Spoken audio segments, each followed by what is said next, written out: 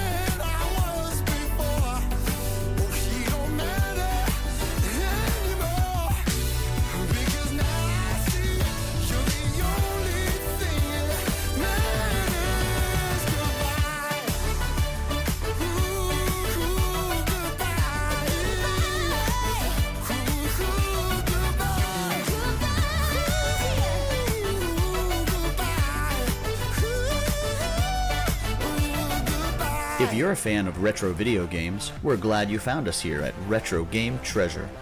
Founded in 2015, Retro Game Treasure is a monthly subscription service where you get real video games delivered right to your door. Inside our treasure chests, you'll get 3 to 5 retro video games every month. Every box is based around you and customized to your choices. Best of all, it is not a rental service. You get to keep all the games that we send you. Let's dive in and help explain how it works. Step 1. Select your plan and create your account. Step 2. Go to your game's preferences section of your account to get started. Step 3. Add your inventory. Here you can add all the games you already own. This way we can avoid duplicates and won't send you games you already have.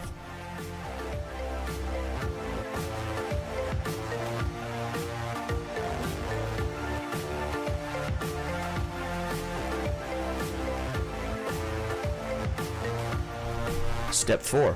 Managing your preferences. Here's where it gets fun. Click on Manage Preferences to access your game preference survey.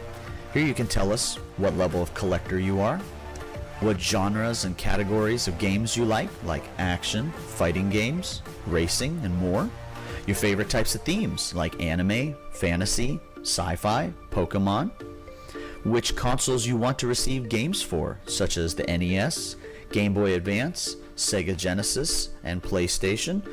We carry games for over 20 different consoles, from the Atari all the way up to more modern ones. And in the bonus round, you can choose even more features like imports, mature games, light gun games, and more. You can even change all these settings from month to month to fine-tune your boxes or to just change it up. Whether you're starting or building your collection, Retro Game Treasure is a great way to expand your collection every month. Sign up and get started today at RetroGameTreasure.com. Well, you delightful shenanigan motherfuckers.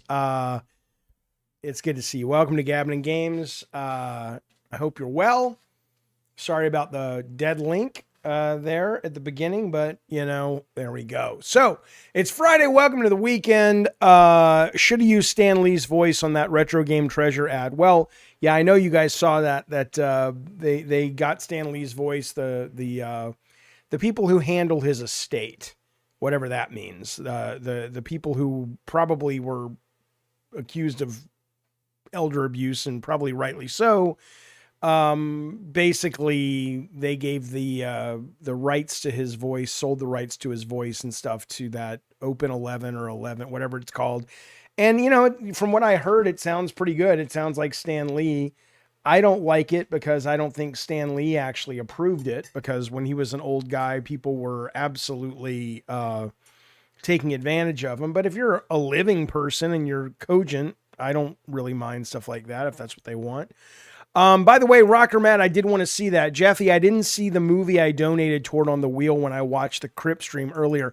I will go back and double check, but here's what I'll promise you. The next time we do a movie wheel, which I think will be this week, but even if it's in 2 weeks, we're going to keep doing it. It's just, there's a schedule thing going on where we might not even get to the new Crip stuff this week, but the point being is that I'll put your movie pick on the wheel 3 times. I'll make it up to you by giving it $30 instead of the $10 you paid. But I don't, just let me know what the actual movie was, and we'll get it on the list. I apologize about that if that was the case. Big Miss Tofu, thank you for the super chat. It's date night. Wish me luck. Absolutely. Go on, have a good time. You know, I hope it's true love, baby.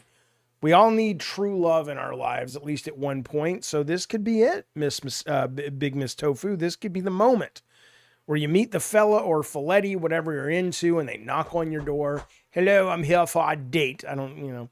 And, you know, you go and you have a good goddamn time. I know you'll be thinking about me the whole time, and I don't blame you. Who wouldn't? You know.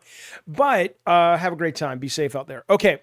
I want to give you some updates about what's going on in the show real quick. And Revenge of the Nerds. Absolutely. Okay. Alexa, remind me Sunday to put Revenge of the Nerds on the wheel. See. Sunday would you like to be reminded? Remind me at 4 p.m. I'll remind you on Sunday at 4 p.m. Okay, thank you.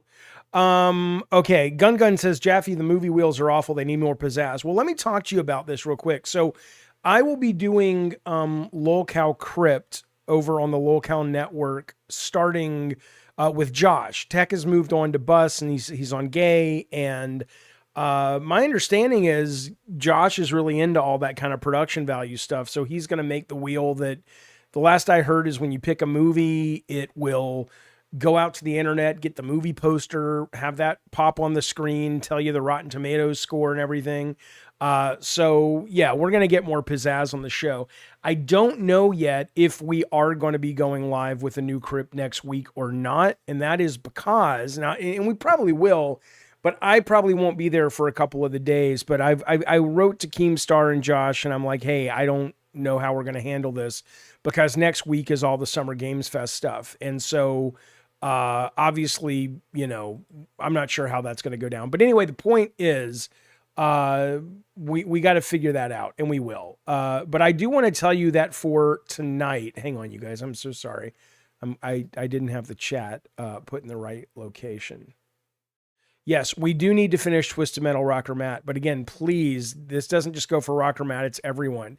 Never donate money with the assumption that we're doing a show or a movie, because until I can commit to the time, you will have already paid. And then I'm kind of in a situation where I know I owe it to you, but I got a million things going on, but absolutely 100%.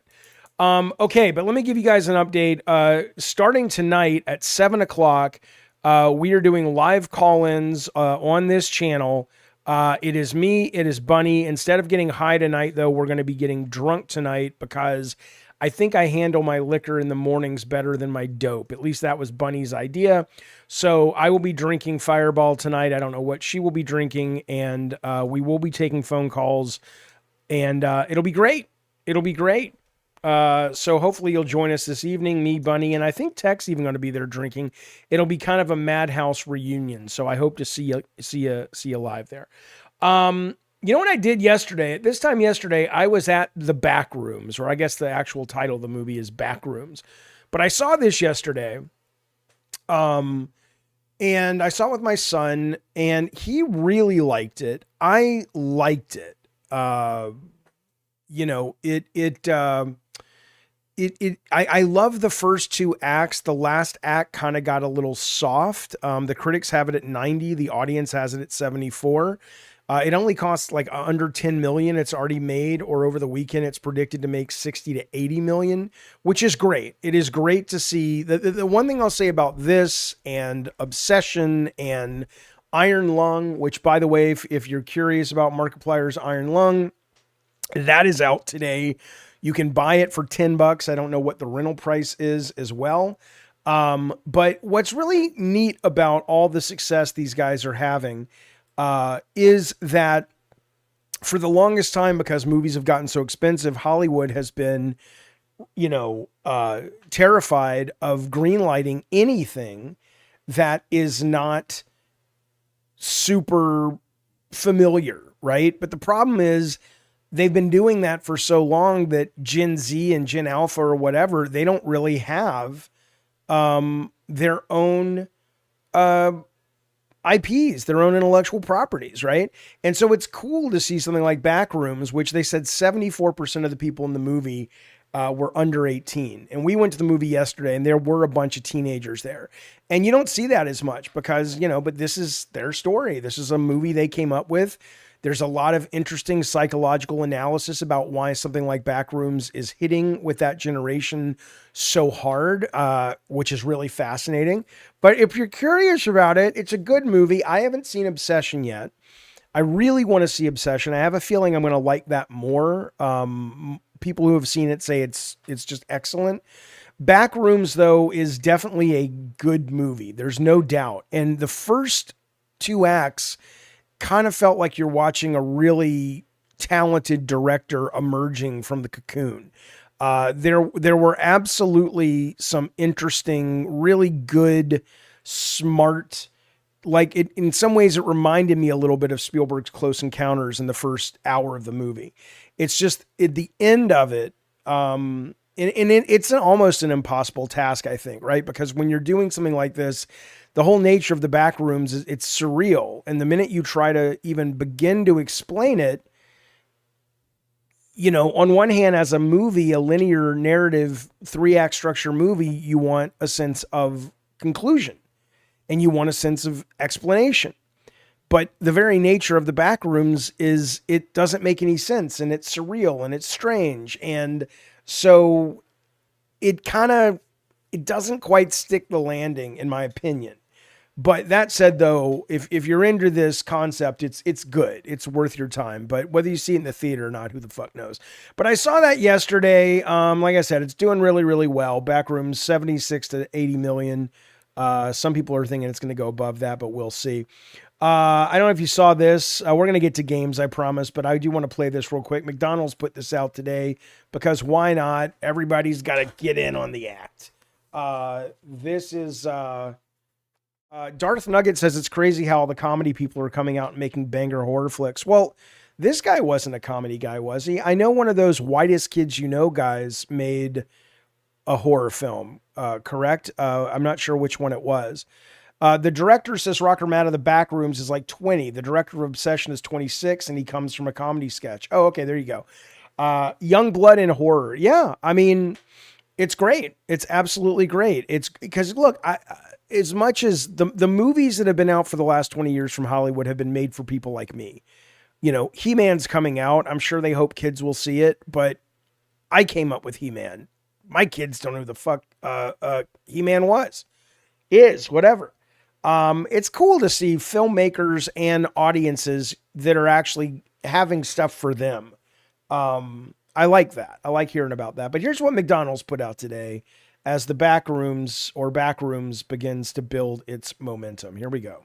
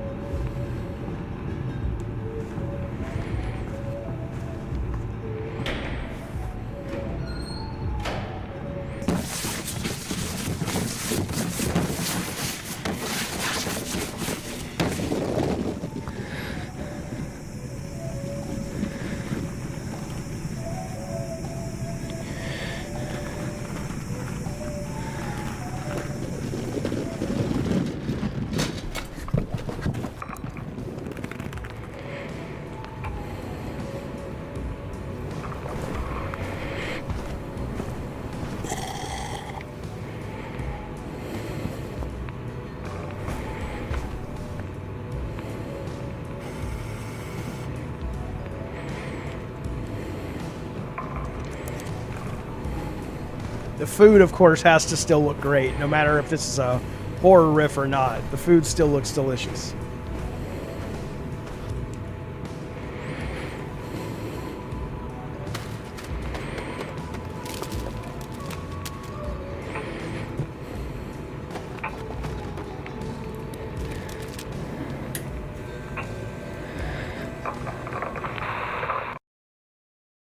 So there you go. There you go. That's pretty good though. That's pretty good. I will say that's, You got to give him props for that. Brett Moore says, you know, it's like seeing McDonald's support The Shining back in the day. It is weird to see them promote horror, but it's cool. And, you know, that's not like Wendy's where they'll jump on the bandwagon of something and they'll tweet it out and it's kind of culturally relevant.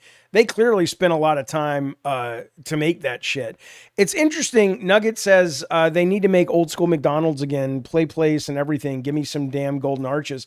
The thing is, though, and that is honestly one of the reasons there's the theory that the back rooms and sort of the liminal shit is hitting so much for people, is especially with the young generation. They have lost, you know, if you look at McDonald's now, you guys, I don't need to show you pictures. You know what McDonald's looks like now. Everything has become so corporate looking and gray box and so depressing looking. That and you know, my understanding is it's for real estate, right? As if that McDonald's shuts down, they can sell that business or that real estate to like a cell phone company, and you can just move in and it's turnkey. But if it's got a playground and big arches and Grimace, a big, you know, fiberglass Grimace in the parking lot waving at you. But, you know, all it does is it takes away from the fun of life. People's greed. Here's what's happening. It's the rich are still, the super rich are still having their fun because it just costs a lot more, but they can pay for it. But it's come at the cost of the average person, a little above, a little below. And the average person, we don't get that anymore because they're like, we make more money that we can spend to give ourselves the fun shit that cost a lot of money. But you guys have to eat at this fucking shit sanitized McDonald's. Fuck them. Fuck these people. Yes, they are leading with an exit strategy, Brett Moore. That's what with the real estate thing. Yeah. But that's not really true. Mech says a lot of local governments restrict you from building things too crazy. Gotta follow design codes. Yeah, of course. They're not going to be able to make a 25-foot Ronald McDonald busting out of the ceiling. But, you know, McDonald's has always, you know, had playgrounds and the interior has a lot of decor and fun. I mean, it is pretty vulgar. Honestly, we will get to video games, I promise. And by the way, hang on. The comparison is old versus new McDonald's. The comparison is absolutely vulgar, in my opinion. Let me just show you this picture that's been going around. Open image. This tells you really all you need to know. It's disgusting. Right? I mean, come on. This is not some code violation. Even if you had to lower the height of the playground, it's not, you know, that to this, that's because all this happens. All this needs to do is change this and change this to say T-Mobile and they're in business. It's some bullshit. It's some fucking bullshit. Yes, Bunny will be on tonight. We will be drinking the alcohol and having a good goddamn time. But anyway, okay. I went, speaking of video games, and I've been trying to play some backroom games. The problem with backroom games really is kind of like the movie. The very nature of them is it's supposed to be confusing. You're supposed to get lost. You're supposed to not know what's going on. And that's really fun for the first 5-10 minutes. But then you end up going, well, what am I supposed to do? You know, and I get bored of them. But I love the vibe of the back rooms, and the movie absolutely captured that. Welcome to late stage, in stage capitalism, says Emily Clark. You goddamn right. It's tragic. Hello, Mr. Jaffe. I'm already drunk. Good for you. We'll catch up with you a little bit later. KP Projections. Thank you for the super chat. What if my favorite color is gray? Then you're going to be right at home. You're going to be right at home. Because with the new cruelty in America, with our architecture. Can you imagine being an architect, going to school and being inspired by the great architects of the past? And then you get out and the only jobs you can get, if you're lucky, is building fucking McDonald's buildings and shit. Come on, man. It's like going to school for video game design and then you get out and the only job you can get is like, you know, working on fucking, you know, free to play, pay to win mobile games. What the fuck, man? They added Escape the Backrooms on Game Pass. Oh, that's smart. That makes sense. Well, I'll check that out in just a little bit. Okay, listen, we got a big week. Coming up, my friends. We really do, which is why I don't even know. I'm waiting to hear back from the locale, because I says to the folks, I says, look, I was going to start a new show next week, a new time period, but at least on the second, let me show you what's going on. We have a big week of gaming news. June 1st, I will be streaming this live. It is the Indie Summer Game Showcase, 60 upcoming independent titles.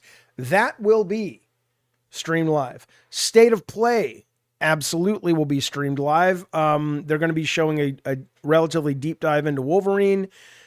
There's continues to be rumors that we'll see Corey's new game, the Freya God of War game. At least that's the rumor. Who knows? But I could see it. And then I'm hoping we're going to see some Intergalactic as well. So that's coming up. And again, if you've been considering a membership here, or you've been thinking, should you gift memberships to your fellow member or fellow Grays? That doesn't make sense, but you know what I'm saying. People who aren't members yet.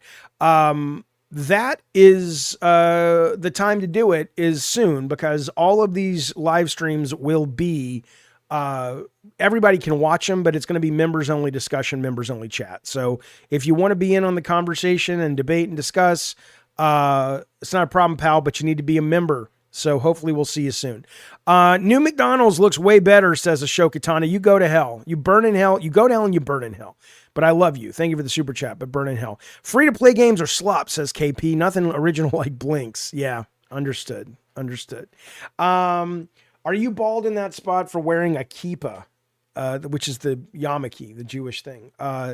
No, I'm bald in that spot because my dad was bald and his dad was bald, and on and on and on. Okay, but anyway, and then I'm not really worried about the Latin America stuff or women shaping our industry. Not that don't support those things, but I imagine if it turns out there's some good games, we'll hear about them outside of the showcases. Of course, Summer Game Fest, which is a week from today, 2:00 is the big one. We'll be streaming that. We may or may not be streaming Day of the Devs, and then I will be streaming the 9 a.m. Wholesome Game Direct, because I love cozy games. That'll be happening. And then finally, I'll be streaming the Microsoft show on the 7th and the PC Gamer show on the 7th as well. So we have the next 9 days is going to be a lot of information coming our way, and it's going to be fun to talk about video games and all that good stuff. MC Squared, thank you for the super chat. Jaffe, I'm a big fan. I'm in Scotland, so I'll miss most of that due to time. Here's the donation. Hope we see Intergalactic. Much love, Mark. Buddy, absolutely. And it'll be up on the channel so you can watch it afterwards if you want, and I'll probably do videos about some of the bigger titles, that my thoughts and what the fans think. So yeah, thank you for that, though. I appreciate the support. I also appreciate it from that Amber chick who's just joined the Diet Coke Commander, so we can see her next week. Hanging out as we discuss all the great new video game news. All right, let's keep moving on. Moving on, my friends. 007 First Light is sold 1.5 million copies in the first 24 hours. Obviously, it's more than that now because it's been about 3 days. It's great. Magnetic Freeze says, Jaffe, did you finish 007 since you're playing off stream? Not yet, because I've been jumping. There's just too many great goddamn things to play. I am absolutely playing 007. I saw K-Nub's been playing it a lot. He's on my Steam list, and I see he's playing it all the time. That game, I don't know if he's finished. I have gotten to the part of the game where they're they've gone to an auction and now they're trying to get to a boat. That's all I'll say. But I am enjoying it very, very much. I plan to play it a little bit this week. The problem is there's so much to play. I have been playing this. I have never been what's the word? I've never been a Sims kind of player, right? It's just not, it's not that I don't like them. They never seem like they would be for me. And it may be an age thing, but as I've gotten older, it has been, I've gotten more into cozy games and stuff, and I've been playing the shit out of this, lately. Played a lot of this last night. I got in a relationship, with Taylor Swift. She moved in with me, and then I decorated the kitchen. I can't figure out how to make my kitchen work though. So this is the kitchen. This was my house when I moved in.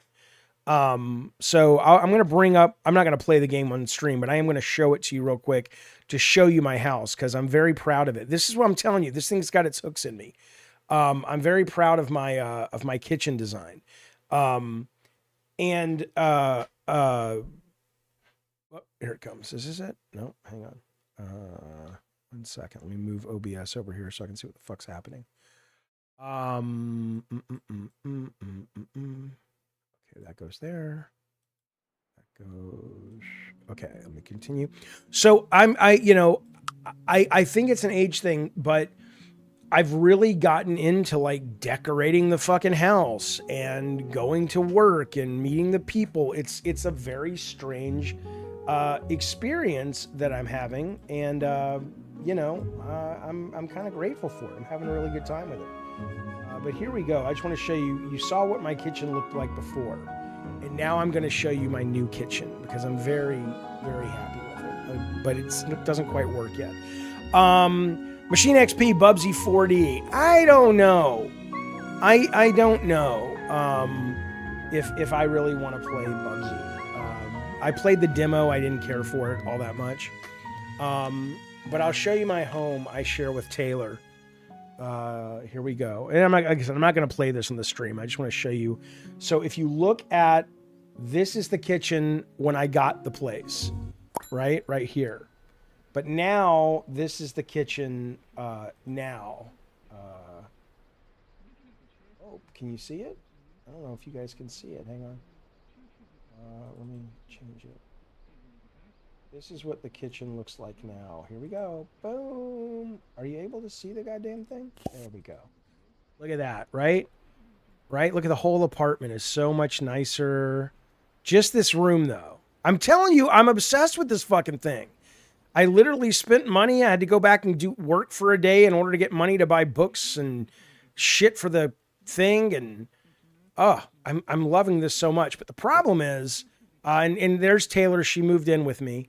But the problem is I can't make this shit work. So when I go to cook, it's like, oh, you don't have counters and cabinets. And I'm like, yeah, I do, motherfucker. I have plenty of counters and cabinets. But for some reason, it's just not, she's working. She runs a software. She's the not office manager. She's like, she runs the whole studio. She's a studio head. And then I am a receptionist at a museum, which, okay, I don't know why, whatever. I think I'm hoping that they're going to give me a better job. Like I can move my way up to, the curator of the museum or something like that. That's my fantasy. But it's really cool. It's really cool. So I'm having a goddamn good time with this. Okay. Let's go back. Let's close this out. We'll get back to the show. Let me kill it. Exit game. Okay. Is that on Game Pass? You love the rug? Well, thank you, buddy. I love the rug too. Hang on. Let me get this. Why does it say? I'm going to bring this over here. Okay. Yeah, I'm just amazed that I have been so engaged with that thing. You really think Killer Bean early access? Are you joking? Are you joking? Okay. Too expensive, says Orion's Angel. You're talking about James Bond. It's too expensive for a $15 game, a 15-hour game. I don't know, man. I'm hoping it's only 15 hours. Because so far, it is very well written. It is keeping my interest. And I plan on continuing to play it. But, who the fuck knows if it's going to keep my interest. Paralives is like having a fish, says Relax Bruh. Just remember to feed it every day. Yeah, it's just, what it is? I will tell you this. It is fun. My whole life as a gamer, I have been super action adventure gamer, and I still am, but it's nice to sort of, as you get older, it's almost like music, right? You start, that's why they have adult contemporary or whatever, or jazz. You start to get into different genres and types, and I'm totally vibing with it. But no, that game is not on Game Pass. It's early access right now. You can get it for like $35. Okay. David Seeger, thank you for the super chat. I've been bouncing between Forza Horizon 6 and Lego Batman. Cozy games for the win. I am stunned that you would call either one of those cozy games. But that said, I'm glad you're having a good time. Also, Seeger dropped a 2, says, here's money for you committing to movie night. You goddamn right. People seem to like it. I like doing it. I didn't get into, oh wait, it's a roguelike is Killer Bean. I didn't really get into Forza as much as I did Forza 5, but that may just be that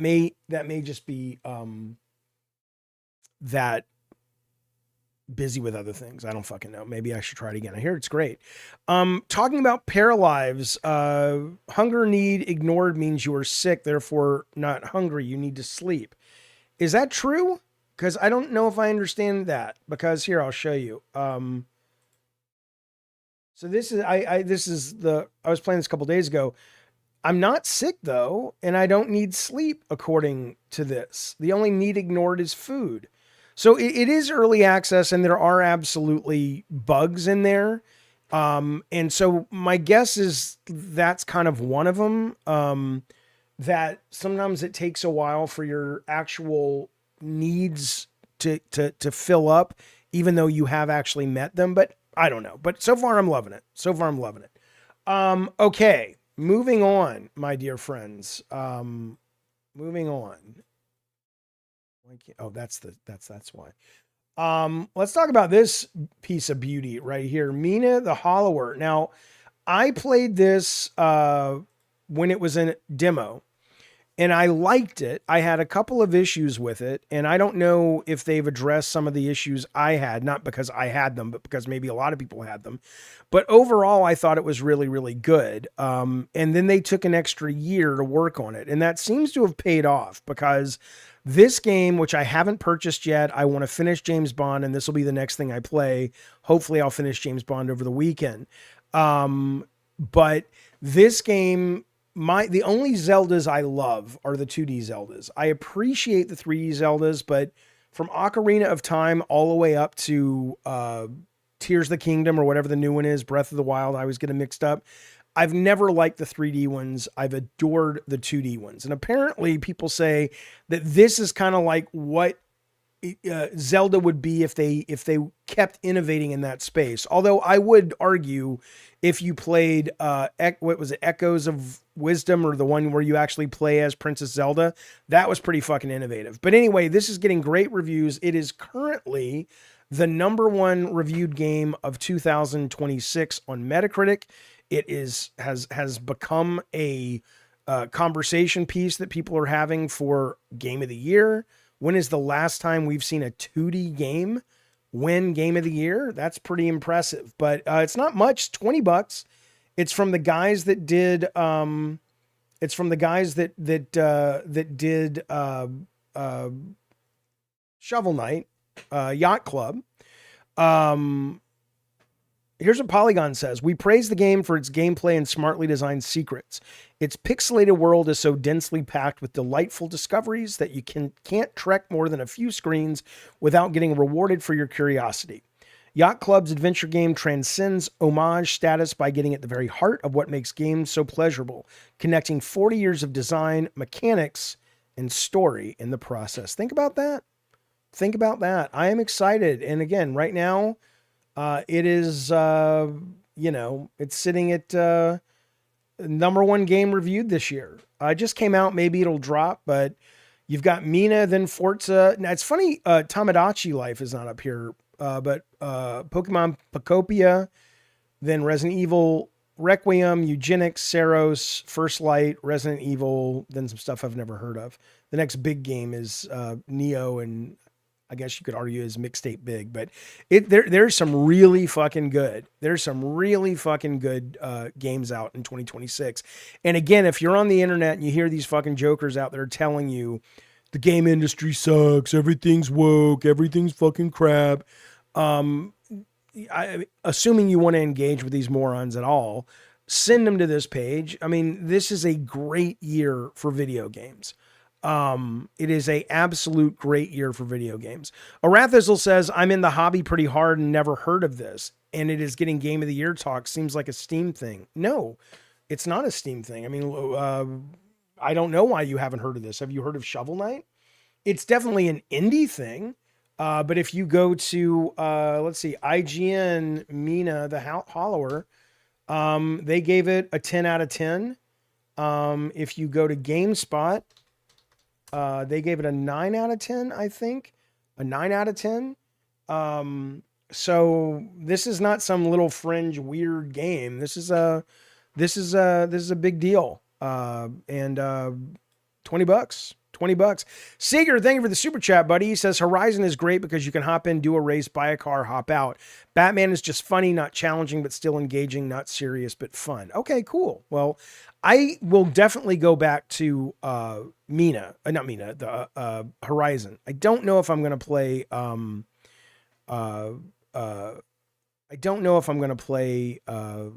Batman just because I'm kind of over the Lego stuff, but I do hear it's great, especially if you love Batman. Where did this thing go?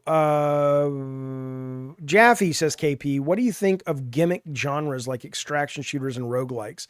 Do you think the gameplay elements work or kind of just stretch out the game? Well, nothing's a gimmick in a game, right? Everything is just the rules of the game, right? So I don't think extraction shooters feel like a gimmick. I think they introduced, a sense of actual... pure straight up battle royale or last man standing either takes a shit ton of people or you have to have people who are willing to sit in the lobby when they've been killed and waiting for a respawn. Extraction gives you the ability to play and play and play, but it gives you that sense of something to lose. And I think that's why that particular genre has hit so hard. And then you throw in the fact that there's the social dynamics of it where you don't know who to trust.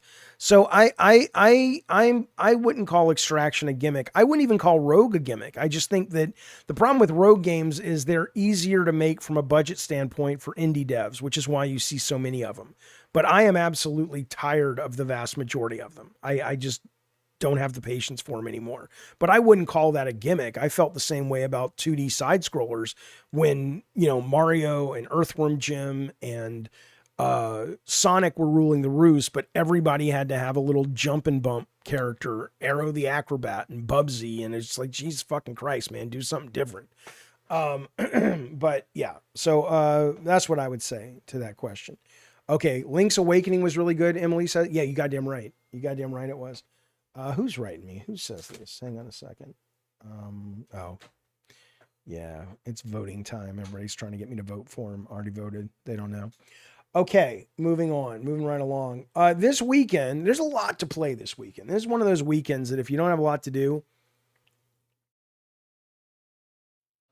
don't worry, pal. The game business has you covered. We talked about Mina. 007 is great. Paralives is great. Somebody just said, let me just open up Game Pass real quick. Game Pass apparently is doing better since they dropped the price, which really isn't that big of a surprise. So that's good. You guys know I like Game Pass a great deal. I hope it continues to do well.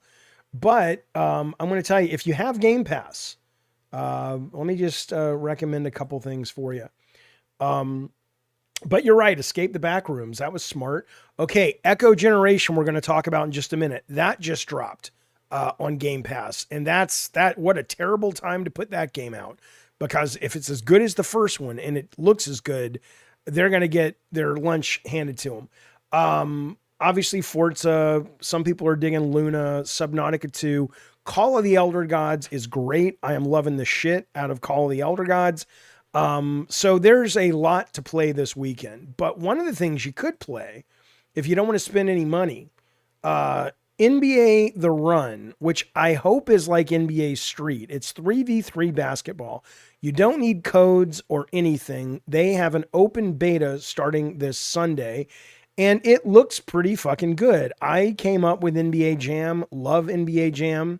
And so I'm very hopeful that this is arcadey enough to hold my interest. But they've had some closed betas, but this weekend, if you're into it, check this shit out. I will be playing. I'll be streaming it, assuming it's good. I'll play 1 or 2 matches, and if I like it, I'll stream some. But this is available for you to play for free this weekend, and this is across all of the systems. It's PC, it's Switch, PlayStation, Xbox. Did I talk about the Steam Deck increase? I didn't. I don't have much to say. I mean, it sucks, but you know, so does the PlayStation price increase. That's the world we're in right now. Whether it's because of the RAM shortages or it's because of nothing other than greed, and they think they can do it. I don't know, but I'm excited for the Steam box. I hope it doesn't, I hope it doesn't kill that, but we'll see. Okay. Where did that go? Jaffe, what do you think, says Usain Bolt, about Sony complaining about Naughty Dog dev schedule? Jason Schreier said, he didn't really even say Sony is upset. My understanding is they were talking about Bungie. And then somebody said, well, Naughty Dog, they should be mad at Naughty Dog. And Schreier said something. He didn't say they are, but indicating that they weren't pleased with the lack of content coming out of Naughty Dog. To which I would say, go suck your own dick, motherfucker. Because, whatever you think of Naughty Dog, and I happen to like them, they had a game ready to go, almost ready, which was the multiplayer Last of Us, which apparently was really good. And corporate overlords canceled it. Well, fuck you, is what I would say. Don't fucking blame Naughty Dog for that, is what I would say. So that would be my response to that. I didn't see a lot of people talk about this. I don't know why, because we got our first glimpse of Unreal 6 in gameplay. I don't know if you've seen it, but if you haven't, I'll show it to you right now. Not much to talk about, but it looks good. It looks good. The first thing we see is Rocket League. Here we go.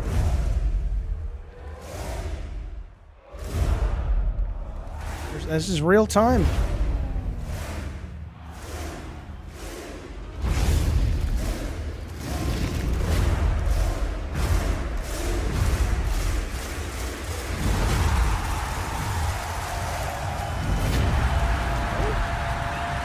Good. I gotta say, I'm very grateful for Unreal, for their engine.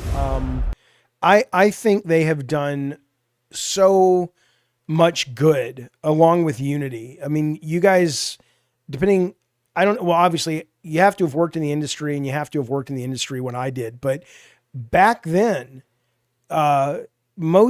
most companies had to roll their own engines, man. It's the equivalent of wanting to make a movie. And before you can make the movie, the production team didn't just have to get the script and hire the actors and the director, but they had to make a camera. That's what it was like, versus going to Panavision and renting the camera, or being the studio and just buying 50 Panavision cameras. They had to make, we had to make our own fucking engines every time we made a game, or mostly. I mean, you always had to update it, even if it was the same, if it was a different game. So like Twisted Metal 1, Jet Moto, Twisted Metal 2, Warhawk were all done with the same engine. Kinetica and God of War were done with the same engine. So just think about that for a moment, right? So when I know a lot of people shit on Unreal 5, like PK says, Unreal 5 is shit. And I'm like, what? How is it shit? It's, I mean, unless you program for it or make games in it, maybe it's bad. I don't know, but it has, it absolutely has made making games more accessible, like Kyle says, 100%. So I was happy to see this, man. I'm happy to see it. Okay, I'm going to tell you something real quick. Let me see if I can even show you this, but I can talk about it without showing you. I just want to make sure the game is not mentioned. I'm just not going to show it to you, but it's a survey that I filled out because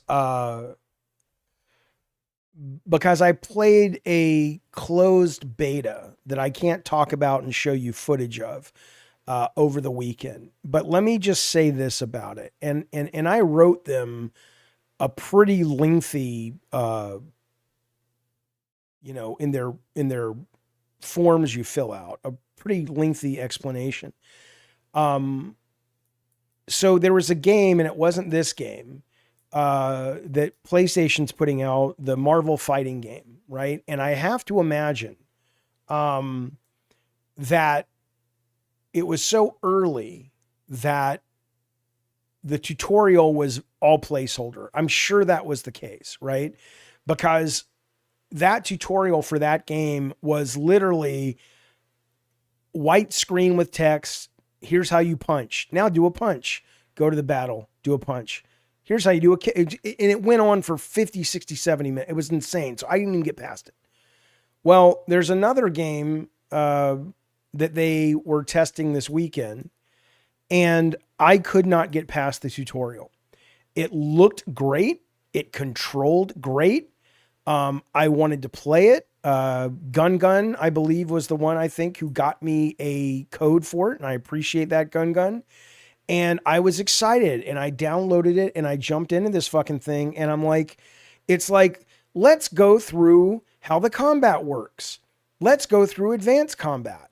Let's go through how you can, use your bat vision or whatever to, and I says, when I wrote to them, I says to the people, I go, look, man, this is a game that's going to cost $30. It's probably going to be free for a week or a weekend for like a server slam or whatever. You can't do this. You have got to integrate the tutorial into something that is fun, because there's look at what we're talking about already.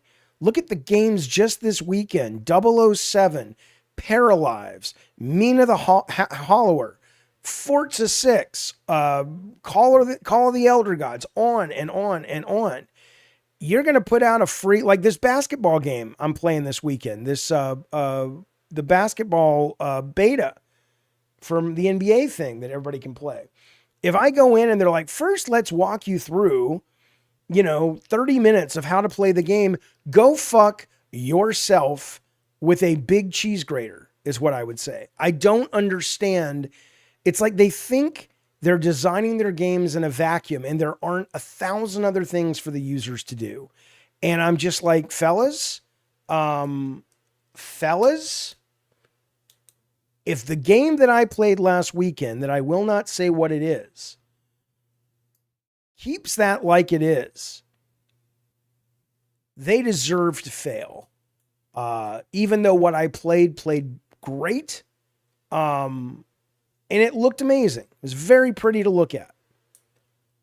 But, I mean, is it just me that thinks this is ridiculous? Like, do you have the patience when you have so many other things nipping at your heels to take your time? Do you have the patience to fucking go through these fucking tutorials?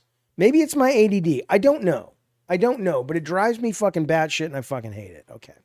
I just wanted to say that. And now that I've said it, let's go to some very good news. My favorite game. Shut up. My favorite game of all time. You said the game deserves to fail?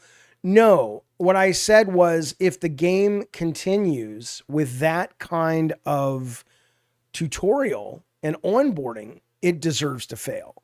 But I hope that that's not what ends up happening. I hope they're just like, well, the game's not done yet and we had to put that in. But, no. Fuck you. Yeah, Cedar says, I don't have the patience. Yeah, fuck them.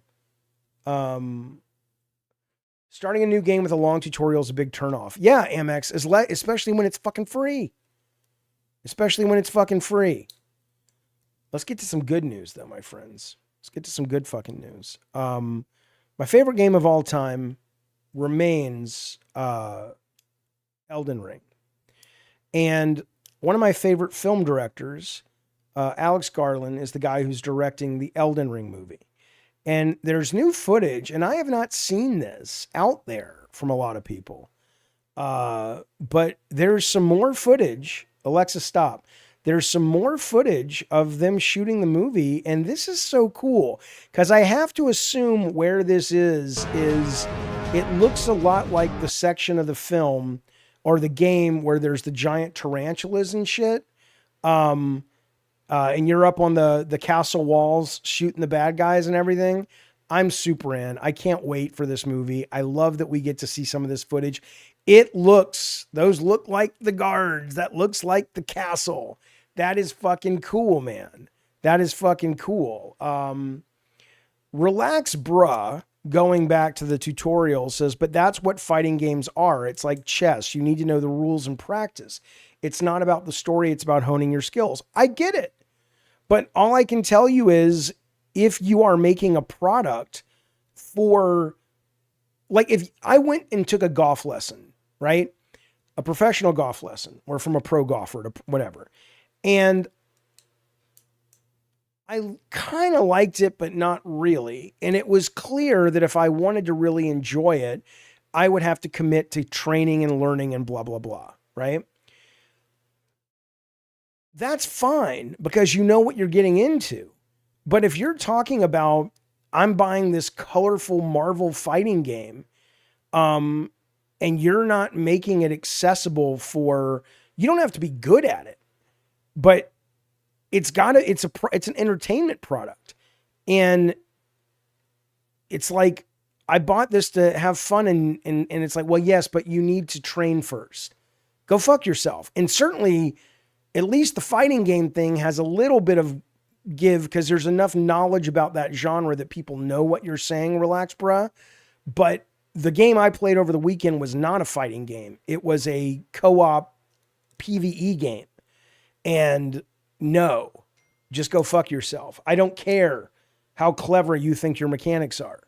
I don't give a fuck what you think about your mechanics. I don't need them spoon-fed to me slowly because it's boring as shit. And you should integrate that into your fucking game. And if you can't, that's a you problem. Fix it. Okay, anyway, there's Elden Ring. Elden Ring. Cloudpack says 007 is mid at best, one and done. Well, if you're saying it's mid because it's one and done, I don't think I can disagree with you on that, but that's not how I judge video games. I mean, I'm loving 007 First Light because it feels like I'm playing a Bond movie. And not just in terms of, what they're having me do. Sometimes I have an issue with the pacing because of that, but the story is really interesting. It's globetrotting all over the world. The characters are interesting. It feels like a Bond movie. So that's what I wanted for my, whatever it was, $69. If you're saying you wanted like a game that you were going to get a lot of gameplay time out of, then I would absolutely agree with you. But that's certainly not why I bought that game. I think they advertised what it was pretty good. They have been saying, they're going to be doing post-launch content, but it's all that virtual training shit, which I'm sure might be interesting for 5 minutes. But you know what? Stop doing post-launch content for most games. I am not going to reinstall 007 just to be like, oh, look, there's 6 new virtual training missions. No, there's too much to play. Don't waste your company's resources making shit that nobody gives a fuck about. That's what I would fucking say on that, my dear friends. Okay, let me tell you something, by the way. Let's talk Twisted Metal adjacent. 1 second.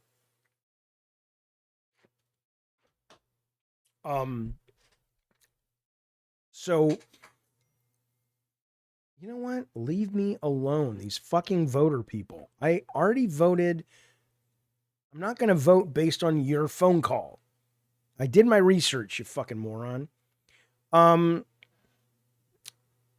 Yeah, I like the tutorial in 007. I don't think the tutorial is too long. I think the intro is too long. Not the intro, but the tutorial's not what's too long. It takes too long to get to get things going, but I don't think that's tutorial.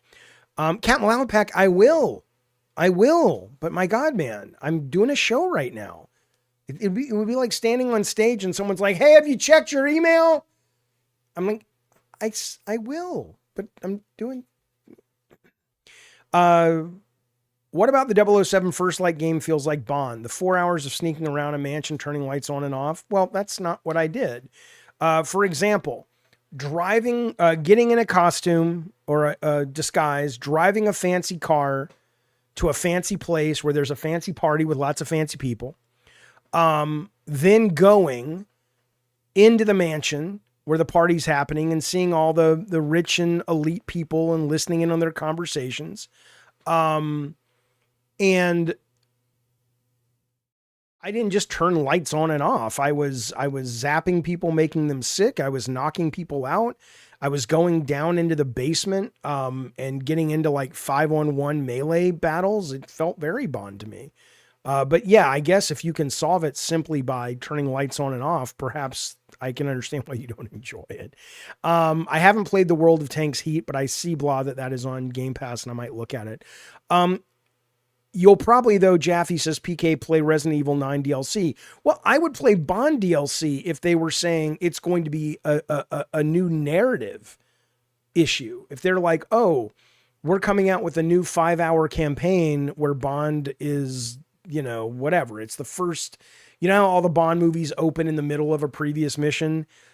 This is the beginning of the mission that the next Bond game might open with or something. Okay, cool. But if they just said the DLC coming for Resident Evil is just, look, you get to be Leon in a bunch of training environments. How fast can you get through training environment 1-4? No, I wouldn't be playing it. Not at all. Not at all. Okay. Let's talk about Twisted Metal briefly, but not really Twisted Metal. Let's talk about, so whenever we made Twisted Metal, and this is one of those bad designer parts of me, which is gameplay always should come first. Mechanics should always come first. The abstraction of the game should always come first. Obviously, you want to put a shiny coat of paint on it to make sure it's marketable and it's got a vision and a voice. But at a pure moment-to-moment gameplay standpoint, you really should be starting with mechanics if you can. Or at least make them your priority, even if you don't start with them. But I was never that disciplined. And so that's why you got a helicopter in Twisted Metal 2012, right? Because I just thought that was the coolest thing. It was so movie cinematic. A helicopter can pick up his teammate and they can fly, but I never thought about it at an abstract level that people aren't going to want to be getting hit from above, right? Or we always thought about, oh, it would be so great if you could get out of the car and blah, blah, blah. Well, the reason I bring this up is because Destruction All-Stars did that part. They did everything that was once on our bucket list for Twisted Metal, which is ram guys. You ram them out of their cars. They can get out. You can kill them, but they can parkour around to find another car to get into, on and on and on and on. And I just thought that was amazing. But it turns out that after the wow factor, which didn't last very long for me when they did that, and they executed it wonderfully, they did that. That lasted for me for all of maybe 20 minutes. And then the game itself was good, but it wasn't anything to write home about. Well, Sony has basically shut the game down, really without much of an announcement. It happened earlier this week. So if you still own it, you can play it locally, arcade mode. But it is just funny. It made me realize, Twisted Metal 2012 made me realize that you really should not start with ideas. You should start with play mechanics. But this, more than anything, is like, wow, they did exactly. Like, if we had the time and money, I think we would have made it more fun, hopefully. But we would have put so much effort into making Twisted Metal like Destruction All-Stars. Getting out of the cars and stealing other people's cars. And if you want a better car, you can ram the driver out of it, then get in his car. And I thought those moments would be so cool. And they are for a little bit, but clearly it's not a sustainable way to make a video game. So I don't know many people that are crying over the fact that that game has gone the way of the dodo, but it has.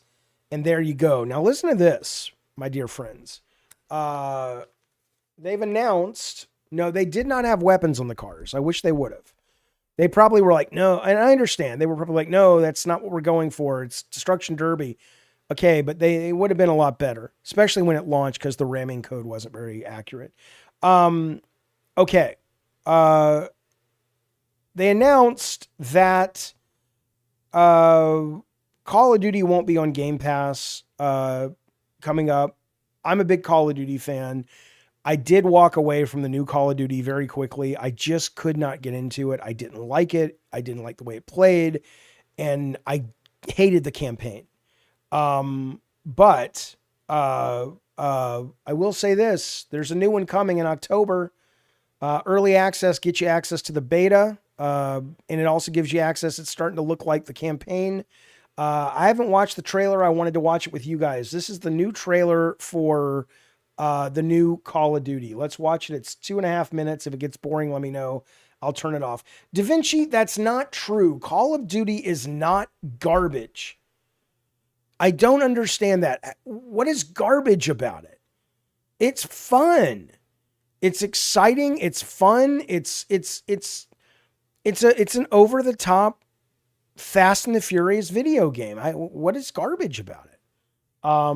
Again, you have a right to your opinion. I respect that, but it would be nice if people who shit on things that were successful could articulate it, because otherwise it comes off sounding like you're just upset that something's successful that you don't like, or you don't like things that are popular, which is, I guess, fine, but that's what it comes off like. But here we go. This is the trailer. Thank you, Anna G, for the gold 10 jewels, buddy. You guys need to be more like Anna G before I play this trailer. Let me explain something to you. You guys say,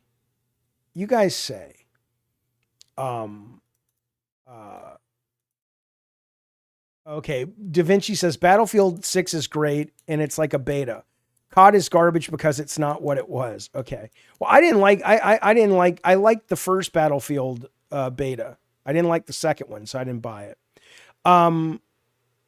You guys say, you always give me shit. A lot of you guys give me shit about going over to locale and doing shows over there.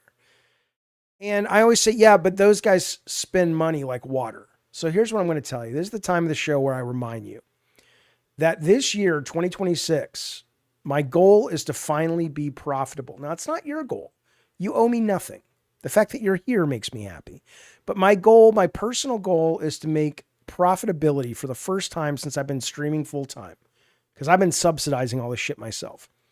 And so this is the time where I tell you the show lives and dies and thrives by super chats, you buying a membership, you gifting memberships to other people. It is appreciated. Don't forget, all next week, the games that we're streaming, the showcases, Keely's show, the Sony show, the Xbox show, the Wholesome Game show, the Indie Game show, and I think one other, free for everybody. But if you want to watch and comment, you have to be a member. So might be a good time to step up to the plate and show that you guys are better with your money than the people over at Locale, because you actually spend it on this quality YouTube program. Here we go. This is Call of Duty, my dear friends. I'm sure there's some licensed music that's going to kill my stream. 10 mics, and your asses better be in formation north of the stadium. Orders are anytime, any place. Sergeant J, keep your scouts in line. That guy, is that the guy in Shrinking and the guy in Abbott Elementary? It looks like him, sounds like him. Can we make a pit stop at the Komatu? The new guy is low on rations. Make it fast, guys. Who's that, a K-pop star? The new supreme leader of North Korea. No shit. That dude looks younger than I am. You guys heard that?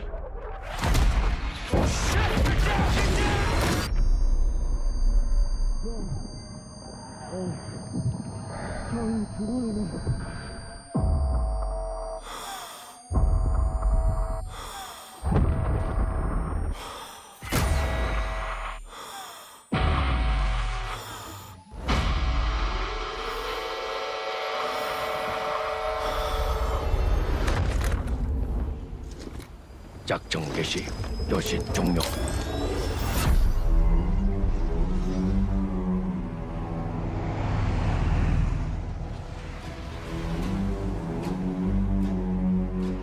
I'm already Still a interested. wanted man.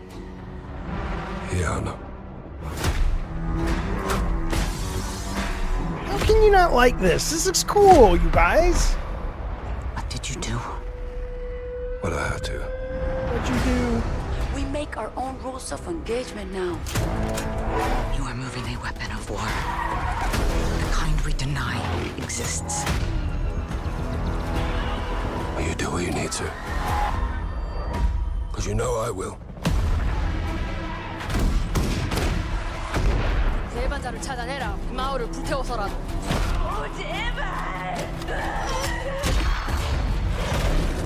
수류탄 투척!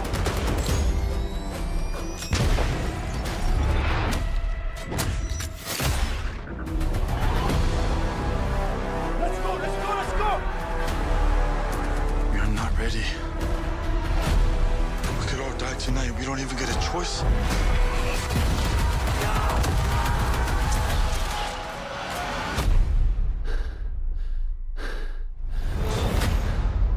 You broke a lot of rules, Price. No more rules. I don't follow the lore of any of this shit. So I don't really know who these people are for the most part. Yeah, I'm super excited for this. I think that looks fantastic.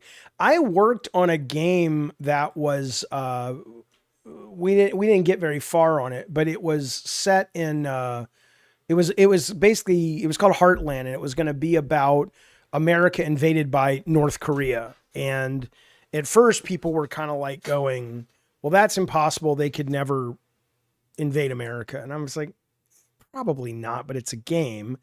But then I'm thinking, well, let's make it China.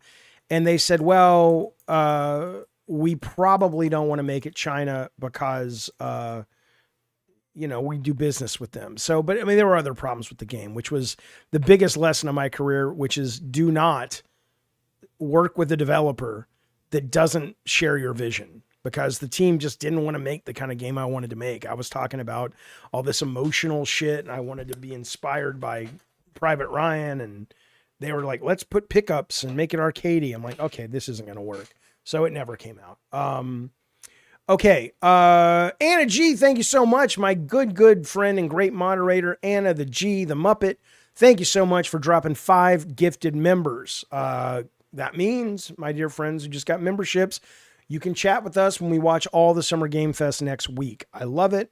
I love it. I love it. Thank you, buddy. Cantankerous Games, who makes his own goddamn video games, says, miss hanging out with you. Me too, buddy. Thank you for the super chat. Happy to catch a stream. Hope you and yours are doing well. MW4 looks dope. You goddamn right it does. I agree. Thank you, Cantankerous, for that. Knub says, DM'd you my retro gaming treasure box review. I didn't forget. In fact, let me talk about that briefly.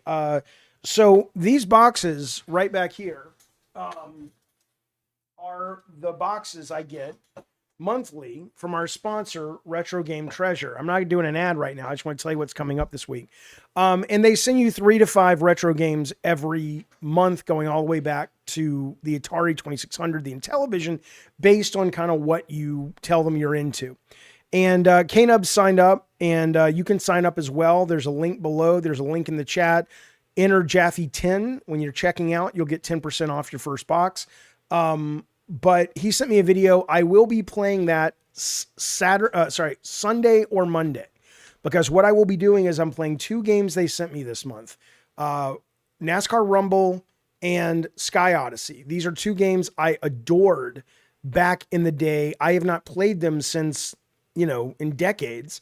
And I'm going to be doing a new series like Does It Hold Up, basically. So I will be playing these live on stream Sunday or Monday. It depends how drunk I get tonight and how functional I am tomorrow before the movie day thing we're doing for LOLCAL. So, but in that video or in that stream, Knubs, I will be showing your opening box as well. And I appreciate you sending it. Thank you very much. KP says, check out Bounty Brawl, a new colorful roguelike. I will check it out. I think I saw you earlier talking about it. Jaffe, definitely get a backwards compatible PS3 so they can send you PS3 games. Right. I should have thought about that. I got a backwards compatible PS2, but for sure I got your message. I agree.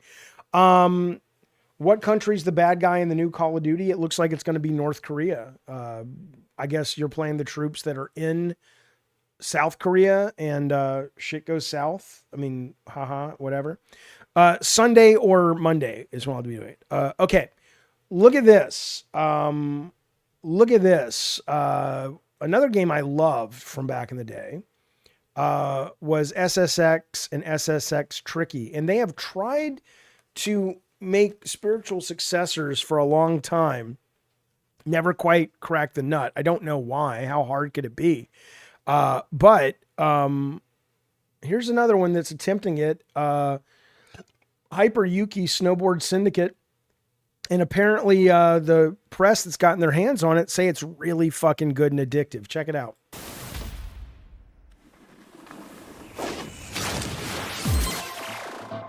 Oh, it's an acclaimed game.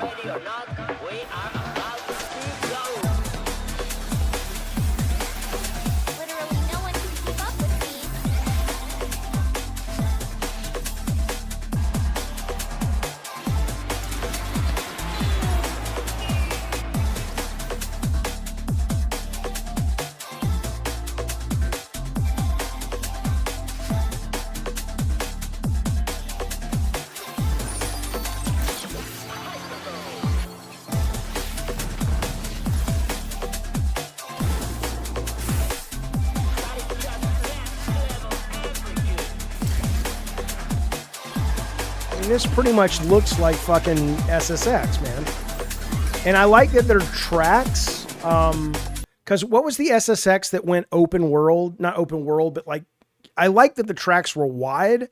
But one of them, it was either SSX or SSX2 or SSX Tricky. One of them got a little crazy with like, you can go down the mountain any way you want. And I like having more. Well, yeah. So Arathizel says Riders Republic did a similar game. I liked Riders Republic, but I like these kind of games when they're more arcadey. Like Riders seem to want to keep a foot in reality and a foot in arcadey. This thing obviously just looks like, yeah, we're just fucking going for it. We don't really, where's the volume on this fucking thing? We don't really give a shit about how realistic it is. Okay, SSX3 was one big mountain. Yeah, so that, no, I'm not interested in that. So that doesn't look like that's what this is. So I'm not sure when this is out, but the previews have already started to hit the press, and the previews have been really positive. And it is cool. It's one of the first titles out from Acclaim, or the rebirth of Acclaim. Obviously, it's not the same Acclaim. But I'm interested. I'm very, very interested. I like it. I like it. So that's something to keep an eye on if you're in to those kind of shenanigans. What else do we got, boys? Okay. Now this is another thing. We were talking earlier today about what you can play this weekend, right? Because there's so much. It's 007 and Pair Lives and on and on and on. We have a wealth of options. If you have Game Pass, and I have not played this yet, but I played the first one and I loved the first one. The sequel dropped this week, which is a terrible time for it to drop, but I'm going to show you the trailer for this. This is the new game that comes out. It's already out now. It just came out this week on Game Pass. Let me know if you've played it yet in the comments or if you plan to play it soon. I certainly do. But I'm going to finish 007 and then Mina, the Hollower, and then I will probably get to this. I thought I was done saving the world. Turns out, the universe disagreed.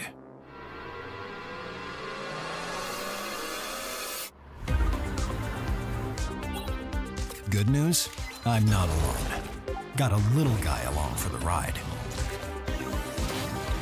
We stack combos, we synergize, and somehow, it works. Then more so-called heroes showed up. Not exactly what I had in mind, but they get the job done.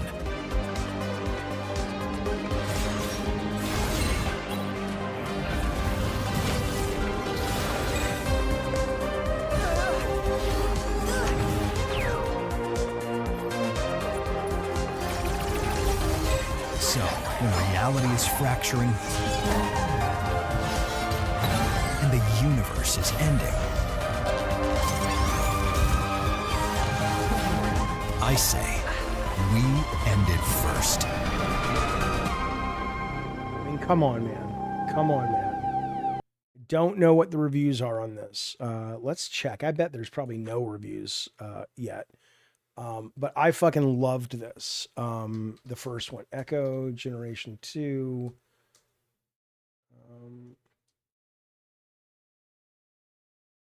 Let's see if there's a Metacritic for it. 71. That's not good. Absolutely loved it. Overall, it's very interesting. Gameplay, why is it negative? There are a few bright spots. The visuals are clearly one of them. I fundamentally love the type of combat, even though it will unfortunately go down as one of the bigger disappointments of the year for me. I wonder why. Weak story, unfocused themes, unnecessary systems. Okay. Well, I will give it a play. Hello, Alien Bobcorn. Nice to see you. I'll give it a play. Don't drink too much tonight, Jaffe says. Tyler, don't want to see you crying, then shirtless fighting tech, then on the floor eating a like Hasselhoff. You goddamn right. Well, here's what I'll say. You know, I tend to be better when I drink than when I smoke pot the next day. And so, you know, I should be okay, but we'll see. But yeah, me and Tech and Bunny will be drinking on stream tonight on this very channel at 7:00 tonight, California time. So hopefully we'll see you. We'll see you there. This game just came out. It's only a minute trailer, but this is batshit. It's a 2-hour game. It'll cost you $16. I kind of want to play this fucking thing. Watch this.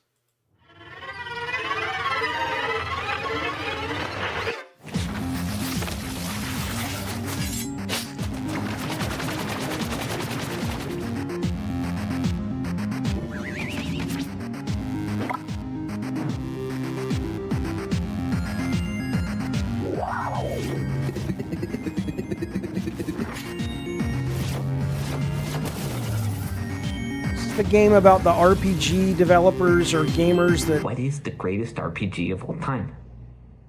Right there. Stop.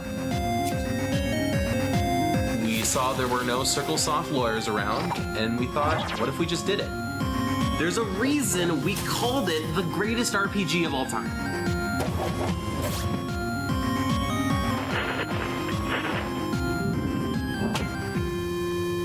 Remake of the end of the greatest RPG of all time. That is out. That is out today or this week. And I'm interested. It's one of those games that's interesting enough that I want to give it a shot. And the reviews are decent. It's not a slop game, Alien Bobcorn, you son of a bitch.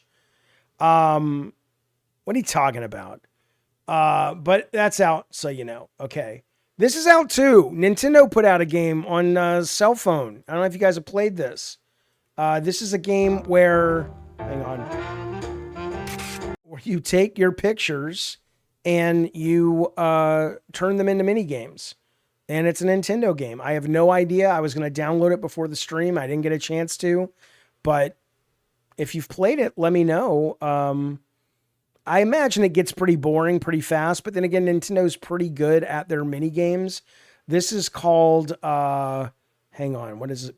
Pictonico, and it's available now. So if anybody plays it, let us know what you think, man. I'm curious. Okay. We talked all about the great retro game treasure. Again, I would love for you guys to go over there when we do the stream, playing the games. Shut up, Alien Bobcorn. I don't like it now that you've gotten a little bit of agency. I liked it better when you were, you know, quiet and submissive. Jaffe always wants to play these horrible games. Let me explain something to you. You crazy son of a bitch. I love games, man. And I like things that are different and are unique and break the mold. And so, yeah, I'm going to try a lot of things because I want to be surprised, man. I want to be delighted. And you're not going to do that. You're not going to be surprised and delighted if all you do is stick to the beaten path, because you get that path exists because you're bored of it. because that's the executives just make the same shit. God damn it, you feisty fuck. I don't like that he's getting feisty, Hannah. I don't like that he's been to therapy and now he's like, the therapist is like, you have to stand up for yourself against that evil Jaffe. I don't like it. Retro Game Treasure, I do like very much though. And if you're even semi interested, I'm telling you, I recommend it. And you get 10% off your first box. The link's below. On Sunday's show or Monday's show, when we play some of the retro games, I'll be giving away a $20 video game gift card to the virtual store of your choice. And in that, show up for that, and it'll be great. But go on over and visit these fine folks. They're good people. They've been in business for 10 years doing this, have a lot of satisfied customers, including me. And I'll be playing their games this weekend or Monday. So, all right, let's move on. And we have to move on because right now, of course, I can tell from the stench in the air that we have a visitor. Driving down the road where you headed, you just don't know. But in the distance, you see insistence. His eyes are all aglow. You will stop, you will look, and why, you just don't know. But my friend, you've just encountered the internet hobo. You goddamn right. It's the internet hobo. He travels the highways and byways of the internet superhighway looking for topics and ideas that will delight us, but maybe are a little bit not big enough for a full story. That's not a problem, pal. That's not a problem, pal. Internet hobo's happy to do it. For example, you want a baby Grogu silicone smoking pipe to smoke your dope out of? You can get that. It'll cost you, I don't know, R150. What is R? I don't know. Clearly it's not shipping from America, but you know, Baby Yoda, smoke up, boys and ladies. Okay. This is something. This was the local news in 1979 interviewing kids. I'm almost certain this is not AI. I checked. I could not find anything to suggest that this is AI. Big Miss Tofu, you have one of those? You have a Grogu bong as well? Oh, that's fantastic. These are parents that took their kids to the motion picture Alien. And if you've seen Alien, you know it's not a family film. And the reporter wanted to ask the parents about that experience. Did you know that this was an R-rated movie when you brought him? Yes, we did. Are you sorry you brought him? Yes, I am. Are you glad you saw it? Yeah. Are you sorry, sir, that you brought your son along to see Alien? No, ma'am, I think he should have seen it. It's something that he needs to know, that things like that could happen in life.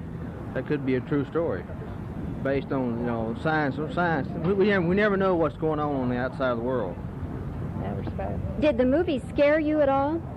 Yes, ma'am, it did. We take him to see a lot of horror pictures and things like, because we like horror movies. We're horror buffs, I guess. Would you recommend to your little friends who are your age to go see it? No, I wouldn't. Did you know that this was an R-rated movie? Just saying. Now, look, I did see Jaws. My sister and my brother-in-law took me to see Jaws when I was 4. And I loved it, man. I still remember it. I remember sitting. We saw it at Village East in Alabama. I worked at Village East down the much later, of course, not when I was 4. Yeah, I love seeing horror movies. Yeah. How old were your kids? My kids haven't seen Alien. The first horror movie I ever showed my daughter was a movie called Mama. I think it was called Mama, which was like this butterfly movie. It was this thing. She really wanted to see it, so we watched this together. She likes horror now, but it's Calvin, my son, that's really into horror. Like, we went yesterday and saw Backrooms, and we're going to watch Obsession and all that stuff. So, but But yeah, I like the guy that was like, well, you got to watch these movies because you never know when it's going to be actually happening to us. Look at this little R2. R2-D2 in his final form. I'd fucking watch a Star Wars motion picture where R2 got all these upgrades and he just went off and anyway, that's the Internet Hobo. There's not much to say about it other than look at it. Look at it and enjoy the coolness of it. What's this? Oh yeah, did you see this? I didn't know this. You know the Let Me Solo Her guy? The famous guy for helping strangers beat one of the final bosses in Elden Ring. He wore nothing except a jar on his head. After he killed her over 1,000 times, Bandai Namco sent him an actual sword. Did you guys know that? I think that's so fucking cool. R2 40K, you goddamn right. But I like that. I love Elden Ring. I do love Bloodborne, the IP, more, but I love Elden Ring very, very much. Look at this. Oh my God, I'm excited for this, you guys. In September, I'm going to go to LA and I'm going to, if I can get tickets and it's not a shit show, this is the George Lucas Narrative Museum, which is absolutely gorgeous. Let me see if I can find the image of it. They just did a big story on it in Vogue, but let me see. I've showed you guys this before, but Lucas Narrative. Look, the outside of this building is batshit crazy. It looks like something from a science fiction fucking movie, which I guess is apropos, right? I mean, look at that thing. That's real. That's built. That's done. That exists. Okay. And it's a museum dedicated to the narrative arts. And, they ran a big story on it in Vogue this week and, or this month or however it works. And I'll be going in September if I can get tickets. But this is just some of the behind the scenes pictures that they were showing in Vogue, right? So you've got some of the props from Star Wars, but it's not just like Star Wars props, right? It's paintings that tell stories. It's cartoons, it's TV, it's cave paintings. It's anything about the narrative art form. And I just think it's so cool that we're starting. I mean, look at the design of this. This is a way to, look at that. This is how you spend your fucking money, boys. That's how you spend your fucking ducats. Makes me want to live in LA again. Isn't that cool? I love museums, dude. And museums like this, come on now. Are we missing any other pictures? Anything else? No, that's kind of it. But it's exciting. It's exciting. What else we got, Hobo? What else did you bring us? Oh, last thing I'll show you. Somebody put this up. This is from Cliffhanger Sega CD. Now, when I got into the game business, I worked for Sony ImageSoft. It ultimately became Sony PlayStation. Thank God. And we made some terrible fucking video games. Not the least of which was the Cliffhanger movie from Stallone. But when the Sega CD version came out, the developer, who frankly, I forget who they were, decided they had the time and tech to put this into the game. And this was not in the NES version, which was rubbish. The Game Boy version was disgusting, ugliest game I've ever seen in my life. The SNES game was whatever, but they had this. And it was the first time I remember at Sony ImageSoft that a game came in that we were going to publish that people were like, this is fucking cool. And this is competitive and this is fun. What we should have done is just fucking ship the whole game as this, because the rest of the game was terrible. But I don't know why somebody put this out on the internet, but seeing this was really, really cool. But to show you Cliffhanger game, what was that? Game Boy. This was insane. This is I'm not going to play the whole thing. This was what Cliffhanger looked like from Sony ImageSoft. I mean, this was the company I worked for. And it was, I